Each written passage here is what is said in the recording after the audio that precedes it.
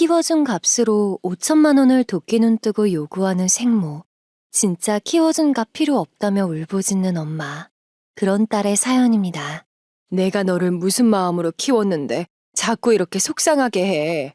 대체 무슨 죄가 있다고 매일같이 네 뒤치다꺼리를 해야 하냐고. 학생이 학교만 제대로 나가라는데 그게 그렇게 힘든 거니? 내가 너 때문에 미쳐 진짜. 안녕하세요. 저는 현재 서울에 위치한 IT 기업에서 근무 중인 30대 중반의 여성입니다. 그리고 저희 남편은 무역회사 회계팀에서 근무를 하고 있어요. 저에게는 은인이라고 말할 수 있을 만큼 너무 감사해서 평생 빚을 갚아야 할 사람이 한 명 있습니다. 그 사람은 바로 저희 친정엄마인데요. 어떤 분들은 엄마한테 갚아야 할 빚이 어디 있어 라고 하실 수도 있을 것 같아요. 그러나 오늘 제 사연을 들어보시면 분명히 시청자님들께서도 고개를 끄덕이실 수 있을 것 같습니다. 현재 저희 엄마는 경기도에서 국밥집을 운영하고 있어요. 제가 어릴 때는 시장에 있는 국밥집에서 머리에 음식을 이고지고 배달하는 일을 하셨지만 돈을 차곡차곡 모아 20년 전 조그만 가게를 얻었고 지금은 맛있다고 소문난 국밥집이 되었죠. 사실 저는 엄마와 굉장히 특별한 관계로 이어져 있습니다. 바로 엄마는 제 생모가 아닌 고모라는 건데요. 이게 제가 평생 갚아야 할 빚이 있는 이유라고 할 수 있죠. 저희 친정 아버지는 제가 3살 때 화재 사고로 일찍 돌아가셨습니다. 당시 생모는 다른 남자랑 꾸준히 바람을 피우고 있었다고 해요. 그래서 밖으로 나돌아다니는 생모 대신 아버지가 저를 도맡아 키우셨죠. 친척들에게 듣기로는 두 사람이 서로 이혼하자는 소리까지 내뱉을 정도로 사이가 그리 좋지 않았다고 합니다. 그런데 하필 그런 상황에서 아버지는 회사에 일을 나가셨다가 불이 났고 미처 빠져나오지 못해 돌아가시게 된 것이었죠. 저는 너무 어릴 때라 정확하게 기억이 나는 건 아니지만 가끔씩 친척들이 모일 때 이런 말을 하신 적이 있습니다. 에휴, 우리 민철이만 불쌍하지. 쥐 마누라는 밖으로만 나돌아다니고 혼자 애 키운다고 아등바등하다가 이게 무슨 꼴이야. 아무리 남자가 좋아도 그렇지. 엄마라는 사람이 지 새끼를 챙겨야지 버리는 게 말이 돼. 엄마 자격도 없는 사람이죠, 뭐. 그런데 두 사람 이혼하자는 말까지 오고 갔다 하지 않았어요? 아주버님 돌아가시면서 형님은 귀찮은 절차 다 떼먹고 유산으로 집까지 차지했으니 좋다고 하겠네요. 사실 생모는 장례식이 끝난 후 며칠이 지나지 않아 2천만 원이라는 돈을 주고 엄마네 집에 저를 버리고 갔어요. 그래서 엄마는 파혼도 하고 미혼모라는 소리를 들으면서 저를 키워주셨죠. 그러나 저는 어린 나이에 생모에게 버림을 받아서 그런지 상처를 많이 받았던 것 같아요. 게다가 8살이 되었을 때쯤 어른들이 생각 없이 내뱉는 말을 듣게 되면서 마음의 문을 더 닫을 수밖에 없었죠. 한 번은 학교 수업이 끝나고 엄마가 일하던 국밥집에 가서 앉아 있었는데 사장님이 다가오더니 아무렇지 않게 이런 말씀을 하셨습니다. 얘, 너는 고모한테 엄마라고 부르면 어떻게 하니? 아무리 친엄마가 보고 싶어도 그렇지. 네가 그런 식으로 부르면 족보 꼬이는 거야. 에휴, 돈 받고 너 키운 거라던데 나중에 돈값이나 제대로 할지 모르겠다. 사장님, 애한테 그런 말씀을 하시면 어떡해요? 아니야, 예진아. 고모한테 엄마라고 불러도 돼. 너 마음대로 불러. 그냥 사장님이 네가 귀여워서 장난 좀 치신 거야. 저는 그때 국밥집 사장님이 저에게 했던 말을 듣고 어린 나이에 큰 충격을 받았던 것 같아요. 돈 받고 키웠는데 돈값이나 할지 모르겠다는 그 말 때문이었죠. 안 그래도 저를 버린 생모에게 반감을 가지고 있었는데 유일하게 믿을 수 있는 사람인 엄마가 생모에게 돈을 받았다는 사실을 알게 되니 배신감이 느껴졌던 것 같습니다. 그래서인지 저는 이날 이후 엄마를 미워하게 되었죠. 아마 어린 나이지만 미워할 대상이 필요했던 것 같아요. 엄마도 그걸 알고 있었던 것인지 제 투정을 모두 받아주셨습니다. 그런데 제가 초등학교 고학년이었을 쯤 일이 한번 터졌어요. 저희 집 아래층에 살고 있는 남자가 엄마에게 자꾸 들이댔거든요. 그 남자는 1년 동안 변하지 않고 틈만 나면 집에 과일에 고기까지 사서 찾아오거나 늦은 시간에 전화를 걸어댔죠. 그리고 어떤 날에는 집에 비싼 목걸이까지 들고 왔습니다. 제가 오늘 목걸이 하나 사왔는데 해보실래요? 애만 키우고 살기엔 너무 젊잖아요. 예쁜 것도 하고 살아야죠. 제가 이렇게까지 하는데 받아주시면 안 될까요? 저 진심으로 좋아해요. 외진이도 제 친자식처럼 예뻐할 테니까 너무 걱정 마시고요. 저희가 못 받아요. 제가 몇 번이나 애 키우느라 연애는 관심이 없다고 말씀드렸잖아요. 그런데 왜 자꾸 찾아와서 귀찮게 하세요? 집에 예진이도 있는데 자꾸 이러지 마시고 일단 가세요. 엄마는 그냥 현관문을 닫아버리려고 했어요. 그런데 그 남자는 현관문이 닫히지 않도록 붙잡더니 놓아주지 않았죠. 그러면서 목걸이만 목에 채워주고 가겠다면서 끝까지 헛소리를 해댔습니다. 결국 두 사람은 한참 동안 실랑이를 해야 했고 엄마는 겨우 힘으로 그 남자를 밀어내고 현관문을 닫을 수 있었어요. 그랬더니 그 남자는 한동안 문 좀 열어달라고 난리를 치더니 가더라고요. 그런데 그날로부터 일주일 정도가 지났을 때 진짜 문제가 터졌습니다. 그 남자 와이프라면서 저희 집에 어떤 여자 한 명이 찾아왔거든요. 그 여자는 그 남자 머리채를 잡고 집안까지 밀고 들어 아주 난리를 쳤어요. 엄마의 표정을 보니까 그 남자가 유부남인 줄은 전혀 예상도 못했던 듯 싶었죠. 그런데 말을 들어보니까 그 여자에게는 딸까지 있었습니다. 니들 내가 딸 교육 때문에 외국에 나가 있는 동안 둘이 붙어 먹었다면서? 나 참 기가 막혀서 말이 안 나오네? 야, 다른 남자 애 낳고 미혼모로 살고 있으면 쥐 죽은 듯이 지내야지. 어디서 남의 남자까지 탐을래? 니 딸이 보는데 창피하지도 않냐? 뭔가 오해를 좀 하신 것 같은데요. 저는 분명히 거절했습니다. 무작정 과일 사들고 오고 목걸이 가지고 온 사람은 저분이에요. 그러니까 괜히 남의 집에 와서 난동 부리지 마시고 가셔서 두 분이 해결하세요. 엄마는 그 남자의 고백을 거절했다고 확실하게 이야기를 했어요. 그러나 그 여잔 믿지 않았죠. 이미 눈이 돌아가서 집안을 뒤집어 엎고 엄마의 머리채를 잡으며 난리를 쳤죠. 그러자 엄마도 점점 화가 났는지 힘으로 그 여자 손에 뿌리쳤습니다. 그러면서 지금 제가 보고 있는데 무슨 난리를 치는 거냐고 그 남자 만날 일은 없을 테니까 집에서 나가라며 소리를 질렀어요. 그리고 나서 억지로 그들을 현관문 쪽으로 질질 끌고 가 밖으로 내쫓았죠. 엄마는 겨우 상황이 종료된 후 저를 보면서 미안하다고 많이 놀랬냐며 달래주려고 했습니다. 그러나 이미 저는 그 남자 아내에게 머리채까지 잡히는 보면서 큰 충격을 받았고 엄마가 더 미워졌던 것 같아요. 그날 이후 저는 완전히 비뚤어지기 시작했죠. 엄마는 어떻게든 저를 달래서 문제를 해결해 보려고 했으나 한 번 비뚤어진 저는 밖으로만 나돌았습니다. 그렇게 저는 엄마의 문제를 해결하지 못한 채로 중학교 올라가게 되었고 점점 더 막 나가기 시작했죠. 학교를 잘 나가지 않고 안팎으로 사고만 치고 다니니까 결국 담임 선생님은 엄마를 불러서 상담까지 한 모양이었어요. 그러자 엄마도 도저히 참기가 힘들었나 봐요. 저녁에 집에 들어간 저에게 처음으로 크게 화를 내셨습니다. 내가 너를 무슨 마음으로 키웠는데 자꾸 이렇게 속상하게 해. 대체 무슨 죄가 있다고 매일같이 네 뒤치다꺼리를 해야 하냐고. 학생이 학교만 제대로 나가라는데 그게 그렇게 힘든 거니? 내가 너 때문에 미쳐 진짜. 내가 뭘 어쨌다고 이 난리를 치는데 엄마가 무슨 자격으로 나한테 큰 소리 치냐고. 내가 학교를 가던지 말던지 알아서 할 테니까 내 인생에 간섭하지 말라고. 그날 저는 엄마가 뭐라고 하던지 신경조차 쓰지 않았어요. 오히려 적반하장으로 간섭하지 말라며 큰 소리를 쳤죠. 결국 엄마는 저의 말에 주저앉아 눈물을 흘리셨습니다. 그러나 저는 그런 엄마를 무시하고 집을 나와버렸습니다. 사실 저는 이날 엄마가 나를 포기하지 않을까는 생각을 했었어요. 그러나 막상 살그머니 집에 들어가 보니까 평소처럼 밥을 차려놓고 기다리고 계시더군요. 그렇게 그날 일은 조용히 넘어갈 수 있었죠. 하지만 그렇다고 해서 엄마와의 사이가 가까워진 것은 아니었어요.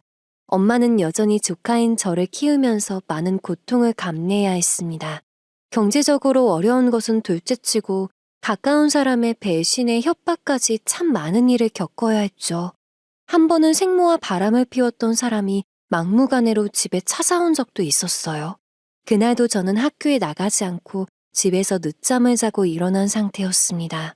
엄마도 마침 가게가 쉬는 날이라서 집에 있었던 상황이었고요. 그런데 누가 문을 부술 듯이 쾅쾅 치면서 초인종을 미친 듯이 눌러대기 시작했죠. 엄마는 무슨 일이지라고 하면서 현관문을 열었는데 어떤 남자가 막무가내로 집에 들어오더니 생모를 찾으면서 다짜고짜 돈을 내놓으라고 하더라고요. 당연히 엄마는 크게 당황해서 그게 무슨 소리냐고 왜 남의 집에 막무가내로 찾아와 생모를 찾는 것이며 돈까지 내놓으라고 하는 거냐 했습니다. 그랬더니 그 남자는 이상한 말을 하더라고요. 이정윤한테 들었으면 알 거 아니야. 걔가 돈 들고 톡 껴서 내가 지금 사채 장사를 못하고 있다고. 그래서 내 기분이 참 그지 같으니까 무슨 일 저지르기 전에 전화해서 빨리 여기로 오라 해. 야, 꼬맹이, 네 엄마 번호 알지? 빨리 전화 좀 해봐. 아니, 지금 다짜고짜 찾아와 애 앞에서 무슨 소리를 하는 거예요. 그 사람이랑 연락 끊긴 지 오래됐어요. 그러니까 애꿎은 사람 괴롭히지 말고 나가서 알아봐요. 경찰 부르기 전에 당장 나가라고. 엄마는 혹시라도 저에게 무슨 짓이라도 할까봐 걱정이 되었는지 어떻게든 그 남자를 내쫓으려고 했죠. 그러나 사채를 하는 사람이라고 하더니 눈 하나 깜짝하지 않더군요. 오히려 어딘가에 전화를 해서 이상한 사람들을 집으로 불러 모았고 돈을 내놓던지 생모를 데리고 오던지 하라면서 아주 난리를 쳤습니다. 협박도 하고 집안에 있는 물건들을 던지고 흩뿌려 놓으면서 말 그대로 난장판을 만들어 놓았죠. 그러자 엄마는 그 사람들의 못된 행동에 점점 화가 난 듯 보였어요. 그러나 일단 침착한 모습을 유지하며 저에게 방에 들어가서 경찰에 신고를 하라고 했죠.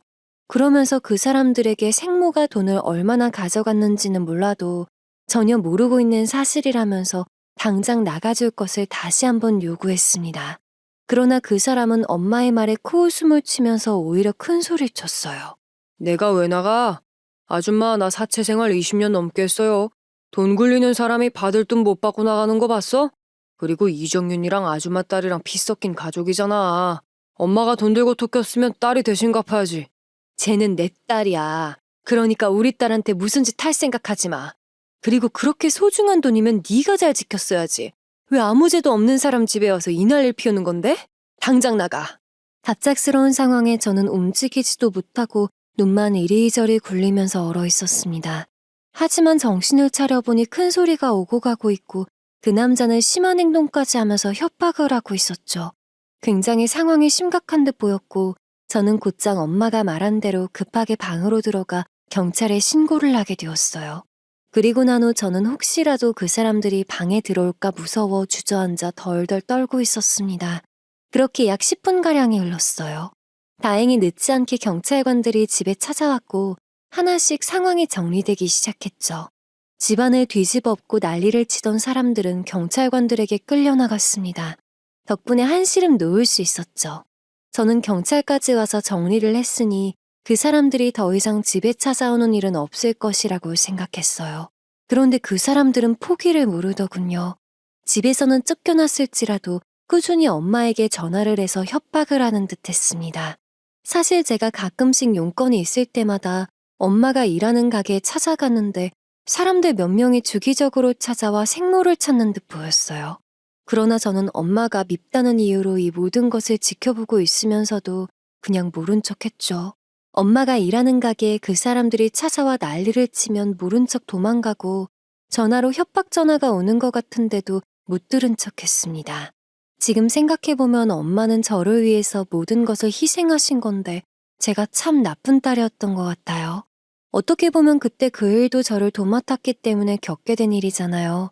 생모가 저를 데리고 왔을 때 거절하고 약혼자랑 결혼을 했다면 엄마도 지금쯤 아이들 많이 낳고 평범하게 살았을 텐데 죄송한 마음이 들더군요. 그리고 혼자서 그 큰일을 겪어내면서 엄마가 참 외로웠겠다는 생각도 들었습니다. 그래도 2달 정도 지났을 즈음부터 그 사람들은 찾아오지도 그리고 협박 전화를 해오지도 않았어요. 그러나 그 사람들 대신 집에 생모가 찾아왔죠. 아가씨, 오랜만이에요. 우리 예빈이도 많이 컸네. 지금쯤이면 중학생이 됐을라나? 어디 엄마가 한번 안아보자. 아가씨, 피차 바쁘니까 긴 말 안 할게요. 혹시 여유자금 좀 있으면 나 돈 좀 해줘요. 그 사람들한테 돈 다 뺏기고 나 지금 빈털털이야. 새언니, 지금 장난해요? 그 사람들 여기까지 쫓아 돈 못 받으면 우리 예빈이한테 받아가겠다는 소리까지 했어요. 새언니 때문에 2달 동안 무슨 꼴을 당했는데 밤중에 어디 와서 돈 구걸을 해요? 양심 있으면 얼굴 들이밀지 말고 조용히 살아요. 엄마는 돈 좀 해달라는 생모의 말을 곧장 거절했습니다. 그랬더니 생모는 그 자리에 들어 누워서 떼를 쓰기 시작했죠.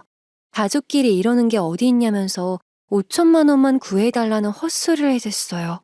엄마는 그 모습을 보면서 외간 남자 만나 어린 딸까지 버리고 가놓고 무슨 자격으로 와서 5천만 원을 달라고 하냐면서 당장 나가달라고 얘기했습니다. 그러나 생모는 아랑곳하지 않고 지푸라기라도 잡는 심정으로 왔는데 그러지 말고 돈 좀 내놓으라고 우겼죠. 그러나 생모는 엄마가 넘어가지 않으니까 저에게 다가와 헛소리 늘어놓았어요. 예빈아, 너도 엄마가 이렇게 사는 모습 싫지? 그럼 고모한테 가서 엄마한테 5천만 원만 해주세요 라고 해라. 어렸을 때 엄마랑 약속한 거 안 잊었지. 경제적으로 여유가 생겨야 나중에 나랑 같이 살 수 있어. 그러니까 고모한테 가서 돈 좀 주세요 해. 나 이 집에 버려지던 3살짜리 어린애 아니야. 이제 나도 생각이라는 거란다고. 나중에 나랑 같이 살아? 당신 때문에 돈 많아져도 나 데려갈 생각 없는 거 다 알아. 나는 엄마도 싫지만 본인 핏줄 2천만 원 주고 버린 당신은 더 싫어. 생모의 말에 엄마도 지금 애한테 무슨 말도 안 되는 짓을 시키는 거냐고 노발대발 화를 냈습니다. 그러면서 생모를 억지로 끌어내 밖으로 쫓아냈죠. 생모는 한참 동안 문을 두드리면서 돈을 내놓으라고 하다가 주변 이웃들이 시끄럽다고 난리를 치자 도망치듯 가더군요. 그리고 번호는 어떻게 알았는지 며칠 후 저에게 전화가 왔습니다. 내용은 보나마나 뻔했죠. 예빈아, 지난번엔 많이 놀랐지. 네 앞에서 그런 꼴을 보이면 안 됐는데 미안하다. 그런데 엄마가 돈이 정말 급해서 그러는데 착한 우리 예빈이가 고모 좀 설득해주면 안 될까? 만약 힘들 것 같으면 예빈이가 받은 용돈이라도 좀 보내지라. 내 번호는 어떻게 알고 전화한 거야?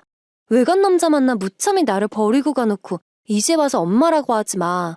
그리고 내가 엄마를 설득해서 도와주는 일도 내 용돈을 보내주는 일도 없을 테니까 다신 전화하지도 말고 앞으로 더 이상 안 받을 거야. 정말 황당했습니다. 생모는 양심도 없이 5천만 원이 아니어도 좋으니까 조금이라도 돈 좀 보내달라며 엄마를 설득해달라고 했어요. 그리고 만약 힘들 것 같으면 제 용돈이라도 보내달라는 황당한 이야기를 했죠. 이게 정말 엄마가 딸에게 할 수 있는 말인 건지 어이가 없었습니다. 당연히 저는 더 이상 듣고 싶지 않아서 바로 전화를 끊어버렸어요. 그랬더니 생모는 돈을 받을 수 없겠다는 생각이 들었던 것인지 더 이상 연락이 오지 않았죠. 저는 그날 이후로 생모에 대한 소식은 들을 수 없었습니다. 그렇게 생모와의 일은 일단락이 되었어요. 그러나 생모가 2천만 원을 주고 버렸다는 것만큼은 확실한 일이었잖아요. 그래서 저는 여전히 돈을 위해 엄마가 저를 키웠다는 것 때문에 미움만 가득했죠. 그런데 엄마의 불행은 여기서 끝나지 않았습니다. 엄마는 제가 중학교 2학년 중반쯤 조금씩 모아놓은 돈으로 작은 건물에 월세로 들어가 식당을 차렸어요. 예전에 같이 국밥 배달보 일을 하던 가족 같은 이모 한 명도 함께 나와 엄마 가게에서 일을 하셨죠. 그런데 세상에 믿을 사람 한 명 없다고 하잖아요. 같이 일을 시작한 지 얼마 되지 않아서 그 이모가 다른 사람도 아니고 가족같이 지내는 저희 엄마를 배신했습니다. 당시 엄마가 빌려서 쓰는 상가의 월세가 한 달에 150만 원 정도 되는 돈이었거든요. 상가 주인이 바로 위층에서 장사를 하고 있던 사람이라서 현금으로 매달 돈을 들였기 때문에 혹시라도 까먹을까봐 항상 데스크 서랍에 넣어놓으셨죠. 그런데 어느 날 월세 내기 전날 이모가 웬일로 혼자 마감을 하겠다고 하더니 그 돈을 홀라당 가지고 도망을 갔대요. 그 이모는 다음날 연락도 없이 출근하지 않았고요. 저녁에 엄마가 집에 들어와 술 한잔 하시면서 한탄을 하는데 정말 한심하다는 생각이 들었습니다. 그래서 저는 그때 엄마한테 가시 같은 말들을 쏟아냈죠. 엄마 바보야? 그 큰 돈을 왜 아무나 열고 닫을 수 있는 서랍에 넣어놔. 이 세상에 피 섞인 사람들도 서로 사기를 치는데 가족 같은 사람이 어딨어? 이제 돈 한 푼 없다면서 이번 달 월세는 어떻게 낼 거야? 그치, 엄마 바보인가 보다. 영미임을 너무 믿었어. 같이 힘든 국밥 배달을 하면서 동고동락하다 보니 내가 너무 사람을 쉽게 믿었나 보다. 그런데 다른 사람도 아니고 영미가 나한테 어떻게 그러냐? 저는 사람을 너무 쉽게 믿었다며 술주정을 하는 모습이 정말 싫어서 듣지도 않고 그냥 방문을 쾅 닫은 채 들어가 버렸어요. 예상된 결과였지만 엄마는 결국 그달 월세를 내지 못했습니다. 그래도 다행히 사정을 들은 상가 주인이 보증금에서 빼는 걸로 처리하시겠다고 해주셔서 장사는 계속 이어갈 수 있었죠. 그리고 엄마는 돈을 떠나서 배신감이 너무 든다며 곧바로 경찰에 신고를 했어요. 그렇게 약 2주가 흘렀을 때 다행인지 불행인지 이모는 경찰에게 붙잡히게 되었습니다. 경찰에 잡혀가 조사를 받고 나온 이모는 몇 번이나 집에 찾아왔어요. 덕분에 저도 이게 어떻게 된 일인지 옆에서 들을 수 있게 되었죠. 언니, 내가 잘못했어. 내가 놀이에 빠져서 여기저기 빚을 지다 보니 제정신이 아니었나 봐. 그냥 데스크에 돈 봉투가 보이는데 나도 모르게 못된 버릇이 나와버린 거야. 그간에 정이 있는데 그냥 용서해주고 합의해주면 안 될까? 나 지금 다른 것도 걸려있어서. 합의? 너 진짜 너무한 거 아니냐? 우리 집 사정 뻔히 알면서 다른 것도 아니고 놀이에 빠져 그딴 짓을 저질렀다고? 그래놓고 양심도 없이 찾아와 합의서를 내밀어? 나는 그거 못해주니까 당장 내 집에서 나가. 엄마는 이모를 곧장 집에서 끌어냈고 다시는 찾아오지 말라고 하셨습니다. 결국 합의를 하지 못한 이모는 놀이를 한 죄까지 추가되어서 처벌을 받게 되었어요. 일이 잘 해결되긴 했지만 엄마를 보면서 왜 저딴 일에 휘말리나 싶어 저는 너무 답답하고 싫었죠. 그래서 엄마에게 괜히 틱틱대기만 했습니다. 그리고 여전히 마음의 문을 닫고 막말을 쏟아내기 바빴어요. 그러나 제가 중학교를 졸업할 때쯤 어떤 사건 하나가 일어난 덕분에 비로소 닫힌 마음이 열리게 되었죠. 아무래도 엄마는 가게 자리를 잡느라 정신이 없다 보니 저는 용돈을 받을 때마다 식당으로 찾아가야 했습니다. 그래서 어느 날 여느 때와 같이 용돈을 받기 위해 식당으로 찾아가고 있었죠. 그런데 예전에 엄마가 일하던 시장에서 장사를 하고 계시는 분이 찾아와 불사대기를 올리는 모습을 목격하게 되었어요. 주변에는 사람들이 무슨 일인가 하고 모여있더군요.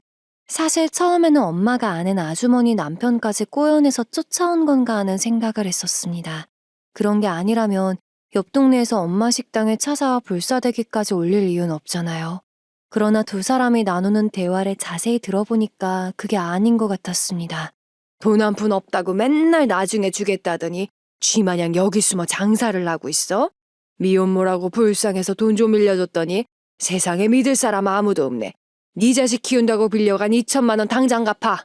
아주머니, 저 진짜 돈이 없어요. 여기 가게도 월세로 겨우 들어온 거예요. 제가 하루빨리 자리 잡아서 최대한 빨리 돈 갚을 테니까 조금만 기다려주시면 안 될까요? 제발 부탁드려요. 엄마는 기싸대기를 올리는 아주머니 앞에서 죄송하다고 조금만 봐달라며 애절하게 부탁을 했죠. 그러나 아주버니는 봐줄 만큼 봐주지 않았냐고 더 이상은 안 된다면서 당장 2천만 원을 갚으라고 했어요.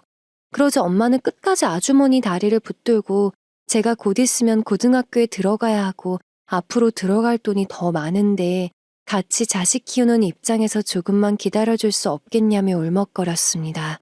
그러나 아주머니는 엄마의 손을 뿌리쳤고 딱 한 달 줄 테니 그때까지 어떻게든 갚으라고 통보를 한 후 씩씩거리며 가셨어요.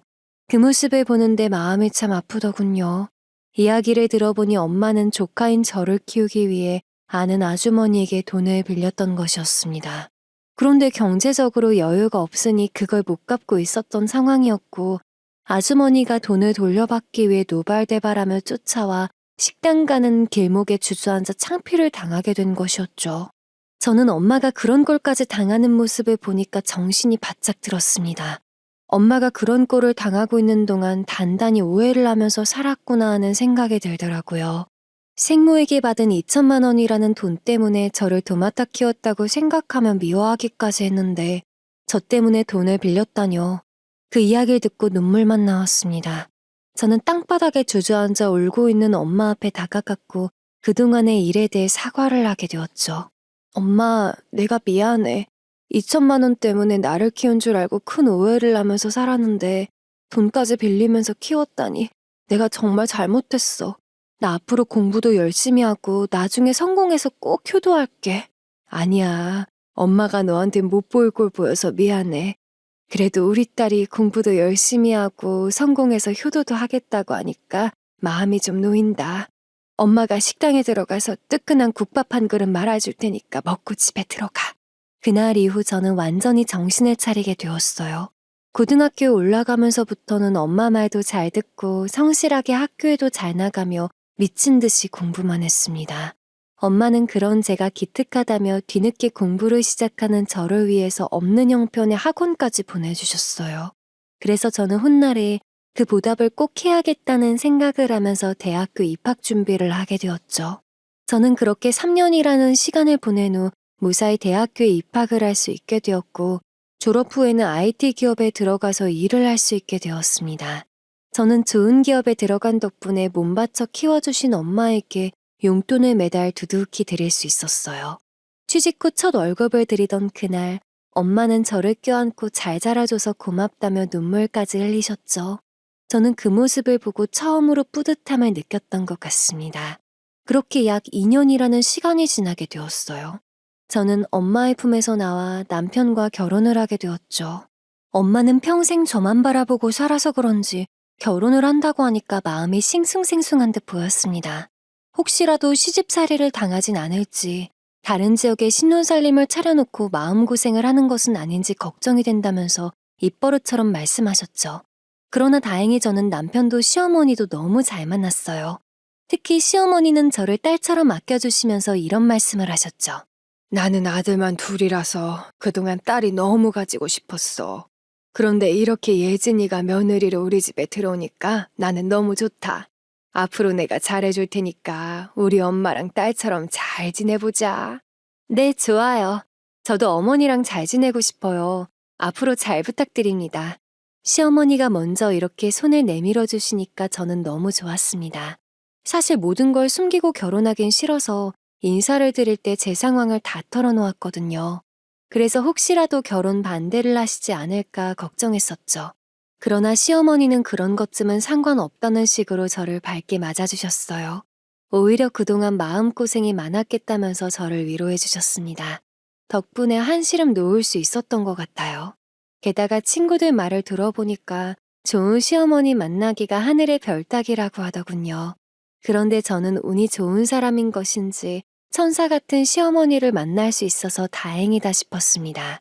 그리고 남편도 좋은 가정 환경에서 올바르게 자란 사람이라는 게 겉으로 티가 났어요.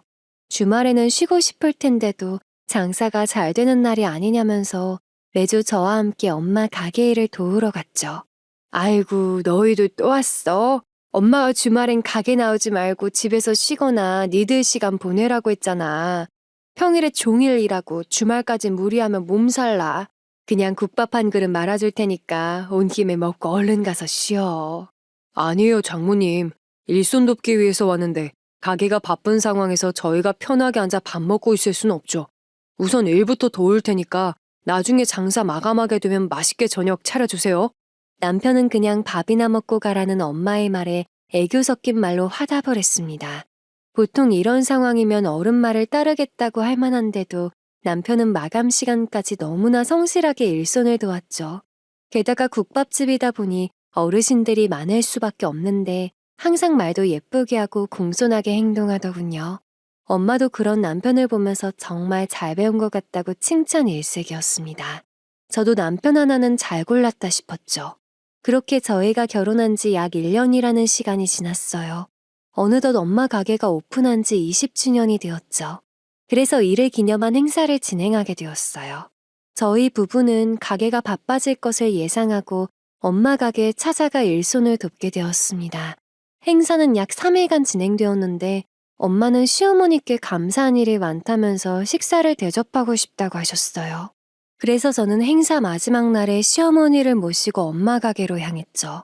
도착해보니 엄마도 시어머니께 대접할 음식들을 많이 차려놓으셨더군요. 휴식 시간에 맞추어서 찾아갔기 때문에 모두가 같이 앉아 식사를 하게 되었습니다. 어머, 사돈, 뭘 이렇게 많이 차리셨어요? 음식을 이렇게 많이 하실 줄 알았으면 제가 좀 일찍 와서 도와드릴 걸 그랬네요. 음식하는 게 쉽지 않은데 혼자 고생 많으셨겠어요. 아니에요. 제가 대접하고 싶어서 오시라고 연락드렸는데요, 뭘. 그리고 매번 이서방손에 사돈이 만든 반찬들 가득 보내주시잖아요. 맨날 반찬 가게에 반찬 공짜로 얻어먹는 것 같아서 미안했는데 오늘은 제가 솜씨 좀 부려봤으니까 맛있게 드셔주세요. 사실 시어머니는 저희 부부 신혼집이 있는 동네에서 반찬 가게를 운영하고 계세요. 그래서 반찬이 맛있게 잘 될 때마다 저희 부부 냉장고도 가득 채워주시고 주말에는 엄마도 드셔보시라고 하면서 잊지 않고 남편 손에 들려보내주셨죠. 그래서인지 엄마는 남편에게서 반찬을 받을 때마다 시어머니에게 너무 감사하다면서 한번 제대로 대접해야겠다고 말씀을 하셨습니다. 그러나 두 분 다 각자 일로 바쁘시다 보니 기회가 닿지 않다가 20주년 행사가 진행되어서야 겨우 자리가 마련될 수 있었죠. 그렇게 두 분은 한참 동안 두 손을 꼭 붙잡고 수다를 떨었어요. 아무래도 사돈 사이면 어색하고 어려울 수밖에 없잖아요. 그런데 두 분은 자주 만나진 못해도 서로 선물을 주고받으면서 친구처럼 잘 지내시니까 보기가 좋았습니다. 하지만 즐거운 시간도 잠시였죠. 본격적으로 식사 좀 해볼까 하고 자리에 앉았는데 생모랑 생모의 현 남자친구가 가게 문을 벌컥 열고 들어왔거든요. 그들은 무작정 가게 안으로 들어와 돈을 달라면서 깽판을 쳤습니다. 갑작스러운 상황에 모두가 당황할 수밖에 없었어요. 지난번에 찾아갔을 때는 돈 1,000만 원도 없다면서 버티더만 여기서 이렇게 돈 잘 벌고 있었네. 아가씨 혼자만 잘 먹고 잘 사니까 좋아요? 나는 그때 돈 한 푼 못 받아서 거지처럼 빌빌거리면서 살았는데 진짜 너무한 거 아니야? 이제라도 돈 잘 버는 거 알았으니 받아가면 되겠네. 아줌마, 우리가 좀 급한 사정이 있거든. 그러니까 지난번에 못 받았다는 5천만 원 좀 오늘 받아갑시다. 내 여자친구가 예쁜 딸까지 만들어줬으면 5천만 원 정도는 줄 수 있잖아. 그들은 엄마 가게가 잘 되고 있는 모습을 보더니 막무가내로 5천만 원이라는 큰 돈을 해달라고 요구를 했습니다. 당연히 엄마는 어이가 없다는 듯 헛웃음을 지으며 왜 남의 가게에 함부로 들어와 돈 구걸을 하고 있는 거냐면서 당장 가게에서 나가라고 했죠. 그러나 그들은 보란듯이 밥상을 뒤집어엎고 난리가 났어요. 돈도 잘 벌고 있으면서 가족 사이에 그깟 5천만 원을 못 주냐고 큰 소리를 뻥뻥 치는데 듣고 있는 저도 기가 막히더군요. 그러나 엄마는 그들의 말에 눈 하나 깜짝하지 않았습니다. 어디 마음껏 뒤집어 엎어봐. 어차피 가게에 CCTV 달려있으니 영상 가져다 경찰에 신고하고 니들한테 보상받으면 되니까. 스트레스 풀릴 만큼 다 해. 이참에 나도 피해 보상 받고 어디 여행을 다녀오던지 푹 쉬면 되겠다. 지금 뭐라고 했어요? 경찰에 신고해서 피해 보상을 받겠다고요? 와, 진짜 가족 간의 정이라곤 짚을 만큼도 없구나. 저 오늘 아가씨한테 5천만 원 받을 때까지 바닥에 드러누워서 시위할 거니까 빨리 돈이나 내놔요. 엄마가 경찰에 신고를 하겠다고 하니까 생모는 잠깐 멈칫하더니 어디 마음대로 해보라면서 바닥에 드러눕더군요. 그리고는 빨리 돈 달라면서 시위를 하기 시작했죠. 그러자 생모의 남자친구도 돈 못 받으면 장사도 못하게 할 거라면서 휴식 시간이 끝나갈 때쯤 밖에서 기다리고 있던 손님들까지 내쫓았습니다. 남편은 막무가내로 행동하는 그들의 모습을 보며 화가 난 듯 보였어요. 남의 가게 연락도 없이 와서 이게 무슨 행패냐면서 말리기 시작했죠. 그러나 남편의 체격도 생모의 남자친구만큼 큰 편인데도 그들을 쫓아내는 것이 역부족인 듯 보였습니다. 게다가 그 사람은 껄렁껄렁한 게 성격이 아주 이상해 보였어요. 남편이 그들을 내쫓아내려고 안간힘을 쓰니까 앞으로 다가가 어깨를 밀치면서 제3자는 빠지라며 겁을 줬죠. 그러면서 오히려 저를 빌미로 잡아 엄마에게 돈을 요구하기 시작했습니다. 내 여자친구한테 예진이 빼앗아서 키우겠다 했으면 값을 치러야지. 작은 물건 하나를 사도 적당한 값을 치르는 것이 당연한 거잖아. 애를 빼앗아 갔으면 우리는 얼마를 받아야 하나? 사실 5천만 원도 애 하나 값이라기엔 너무 적다. 누가 애를 빼앗아가. 입은 비뚤어졌어도 말은 바로 해야지. 새언니 입이 있으면 말 좀 해봐요. 2천만 원 주면서 예진이 억지로 떠맡기고 간 거잖아. 게다가 얘가 물건이야? 값을 치르게? 나 참 기가 막혀서 말이 안 나오네. 저도 그들의 말을 듣고 황당해서 말이 밖으로 나오지 않았어요. 제가 물건도 아니고 값을 치르라뇨. 게다가 엄마는 저를 키우기 위해서 젊은 청춘 다 바치고 몸고생 마음고생 다 했는데 그런 사람에게 찾아와서 돈을 내놓으라는 게 말이 되나요? 그들의 말도 안 되는 요구에 엄마도 기가 막히다면서 노발대발 난리를 쳤습니다. 그러나 그들은 돈을 받을 때까지 가게에서 절대 나가지 않겠다며 끝까지 소리를 고래고래 질러댔어요. 하필 시어머니가 찾아오신 날에 와서 난장판을 벌이니까 창피하기도 하고 짜증이 났죠. 엄마는 가게까지 찾아와 주신 시어머니에게 너무 큰 실례인 것 같다고 본인이 수습할 테니까 일단 모시고 가라더군요. 그러나 상황을 보니까 두 사람은 순순히 나갈 것 같지도 않았고 엄마를 혼자 내버려 두고 갈 수가 없었습니다. 게다가 그냥 나가기에는 좋은 자리 망친 두 사람에게 우라가 치밀어 올라 한마디 하게 되었죠. 우리 엄마가 당신들한테 무슨 죄를 지었다고 5천만 원을 줘야 하는데 막말로 나 떠맡아서 파혼까지 당하고 청춘 다 바쳐서 대학교까지 보내줬으면 그 값을 당신들이 줘야 하는 거 아니야? 어디 양심도 없이 찾아와서 이 난리야? 양심은 네 고모가 없는 거지. 가게가 이렇게 잘 되는데 가족 사이에 그깟 5천만 원이 뭐라고 끝까지 째째하게 군다니? 그리고 네 친엄마는 나야. 너는 왜 자꾸 고모한테 엄마라고 불러? 기분 나쁘게? 원래도 생모가 양심이 없는 사람이라는 것은 알았지만 이렇게까지 바닥인 줄은 몰랐어요.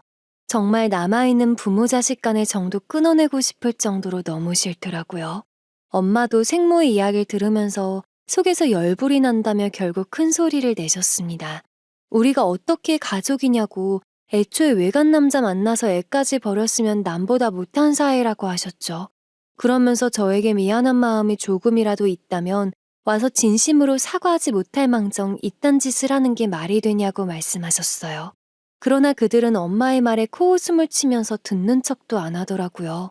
오히려 5천만 원만 만들어주면 다시는 우리 앞에 나타나지 않을 거라고 했습니다.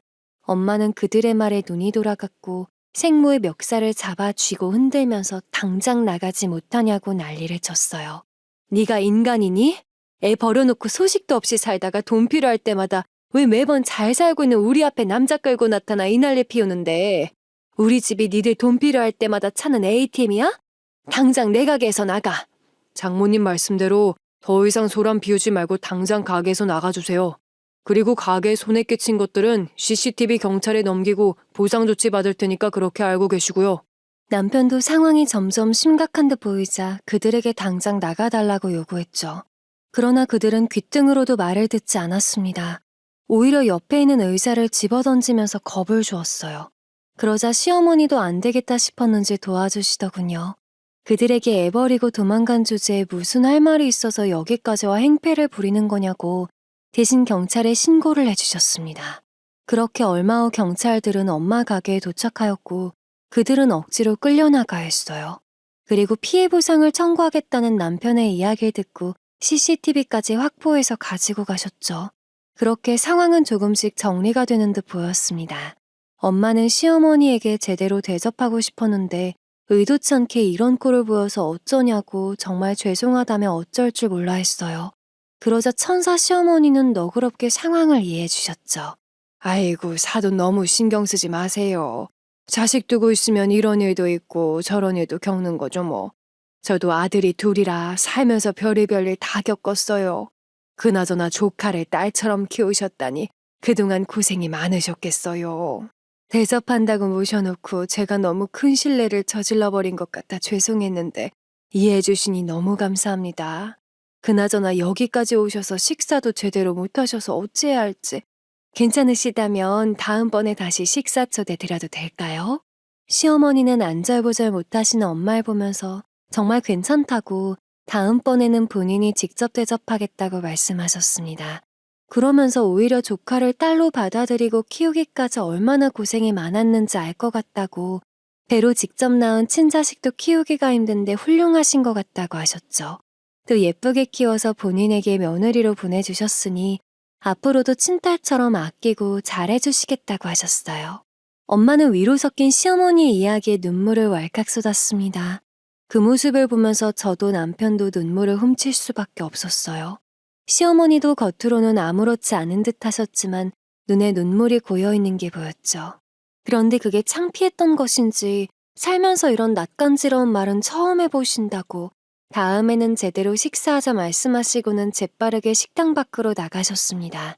그러자 엄마는 저를 보며 얼른 시어머니께 가보라고 하시더군요. 그래서 다급히 식당 밖으로 나가 시어머니에게 다가갔고 감사한 마음이 들어서 꼭 껴안아 드렸어요. 어머니, 오늘 일도 그렇고 복잡한 저희 집 사정을 이해해 주신 것도 그렇고 너무 감사해요. 제가 앞으로 어머니한테 잘할게요. 효도도 많이 하겠습니다.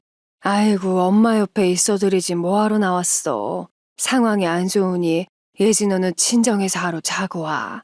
옆에서 위로도 해드리고 키워주셔서 감사하다 말씀도 드리고 나도 오늘 남국이랑 모자끼리 데이트 좀 하고 가야겠다. 시어머니는 오랜만에 나왔으니 무자지간에 데이트 좀 하고 가야겠다고 장난스럽게 말씀을 하셨습니다. 그리고 식당 안에 있던 남편을 불러서 도망치듯 가셨죠. 말씀은 남편과 데이트하기 위해 바로 출발하신다 하셨지만 저와 엄마가 마음 편히 있었음에서 바람처럼 가셨다는 것을 알고 있어요. 그래서 저는 시어머니 덕분에 오랜만에 친정에서 자면서 엄마와 이런저런 이야기를 나눌 수 있었습니다. 그렇게 저는 친정에서 하루를 보내고 신혼집으로 돌아왔어요. 혹시나 그들이 또 찾아오지 않을까 싶어서 휴가 내고 며칠 더 있어야 하나 걱정을 했었는데 엄마는 가게를 난장판으로 만들어 놓고 보상까지 해야 하는데 또 오겠냐고 그냥 가라고 하시더군요. 결국 저는 엄마 등살에 못 이겨 신혼집으로 돌아가게 되었습니다. 그런데 그날로부터 며칠이 지났을 때였어요. 저는 지난번 엄마 가게에서의 일도 있고 그래서 시어머니를 집에 초대해 식사를 하기로 했었죠. 엄마에 비해서 요리 솜씨는 별로 없지만 평소 좋아하시는 불고기 전골에 해물탕까지 끓여서 열심히 상을 차렸습니다. 시어머니는 잘 차려진 음식에 우리 며느리 최고라고 하면서 사진까지 찍으셨죠. 그렇게 한 차례 사진 촬영이 끝난 후 모두가 기분 좋게 식사를 시작하게 되었어요. 그런데 누군가 저희 집 벨을 눌렀습니다. 저는 일단 다들 식사하고 계시라고 한 후 누구냐고 물으면서 현관문을 열었죠. 그런데 문 앞에 생모가 서 있더군요. 어쩜 이렇게 시어머니가 계신 날만 골라서 찾아오는지 황당했습니다. 생모는 문이 열리자마자 막을 틈도 없이 제 집인 것처럼 막무가내로 들어왔어요. 갑작스러운 불청객의 등장에 모두가 식사를 멈춰야 했죠. 저는 어이가 없어서 생모한테 난리를 치기 시작했어요. 아니, 신혼집 주소는 어떻게 알고 찾아온 거예요? 그리고 지금 여기가 어디라고 찾아와요? 지난번에 엄마 가게 난장판 피운 것도 모자랐어요? 좋은 분위기 망치지 말고 당장 내 집에서 나가요. 어떻게 알고 찾아왔긴 내가 발이 워낙 넓으니 여기저기 부탁해서 알아냈지. 엄마가 하나뿐인 딸 집에 찾아오는데 무슨 문제 있니? 어머, 사돈도 계시네요. 지난번 국밥집에서는 정신이 없어서 제대로 인사 못했네요. 생모는 막무가내로 찾아와 시어머니를 사돈이라 부르며 예의 없이 손을 내밀었습니다. 시어머니는 예의라고는 도저히 찾아볼 수 없는 생모의 행동에 황당하다는 듯 내민손을 쳐냈죠. 그러나 생모는 아랑곳하지 않고 자랑스럽게 본인이 시어머니에 대해 좀 알아봤다면서 반찬 가게로 돈 좀 벌지 않냐는 거예요. 그러면서 2호점까지 반찬 가게를 낼 정도로 돈 좀 있는 집안이라 부부 신혼집도 이렇게 삐까뻔쩍한 거냐고 물었습니다. 그 말에 시어머니는 화가 나셨는지 자리에서 벌떡 일어서서 매번 이게 무슨 짓이냐고 나이 먹을 만큼 먹은 사람이 어떻게 딸보다 못한 행동을 하냐며 한마디 하셨죠. 그러나 생모는 전혀 신경을 쓰지 않았어요. 시어머니의 말은 싹 다 무시한 채 본인이 하고 싶은 말을 하기 시작했습니다. 오늘은 사돈 보러 온 거 아니니까 우리 얘기는 다음번에 하자고요. 예지야, 너 IT 기업에 들어가서 일한다면서 정규직으로 들어갔을 테니까 대출도 잘 나오고 그러지? 그럼 네 고모 대신에 5천만 원만 대출 좀 받아서 줘라. 지금 무슨 소리라는 거야? 내가 당신한테 왜 그런 큰 돈을 대출받아서 줘야 하는데? 나한테 돈 맡겨놨어? 어릴 때는 필요 없다고 엄마 집에 가져다 버리더니 갑자기 찾아와서 왜 자꾸 괴롭히는데? 저의 말에 생모는 나아졌으면 자식으로서 그 정도 효도는 해야 하지 않겠냐는 말을 하더라고요. 정말 기가 막혔습니다. 너무 어이가 없어서 생모에게 제가 자식이긴 했냐고 악을 쓰면서 소리를 질렀죠. 밥 한 번 제대로 해먹인 적 없었고 교육비 한 번 드린 적도 없으면서 낳았다는 이유로 효도를 돈으로 강요하는 게 말이나 되는 일이냐면서요. 저는 생모에게 당장 내 집에서 나가라고 했습니다. 남편도 나서서 생모를 끌어내려고 했죠. 그러나 생모는 어떻게든 그날 결판을 내야겠다고 하더니 시어머니 앞으로 다가가더군요. 그리고는 말도 안 되는 소리를 내뱉었습니다. 사돈, 옆에서 다 지켜보셨죠? 제가 저렇게 성격이 안 좋은 애예요. 엄마가 죽는다는데 하나밖에 없는 딸이 저렇게 난리를 치네요. 그래서 말인데 사돈이 대신 돈 좀 마련해 주실래요?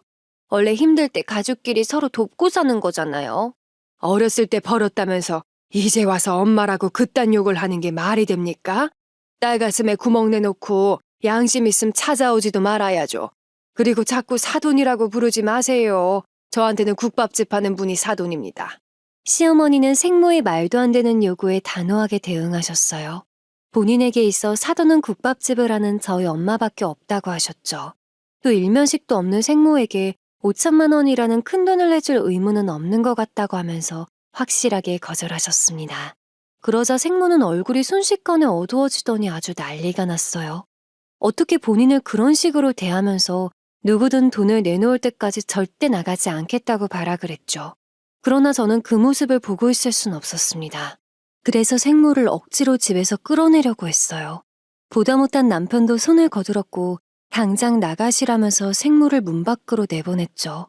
당연히 생모는 끈질기게 문 밖에서 돈 달라고 시위를 하기 시작했습니다. 저는 괜히 이웃 주민들에게 피해가 될 것 같아서 아파트 경비원에게 도움을 요청했죠. 저의 요청에 경비원님은 곧바로 저희 층으로 올라와 주셨고 집 앞에서 시위를 하고 있는 생모를 억지로 끌어내 아파트에서 내쫓았다고 했어요.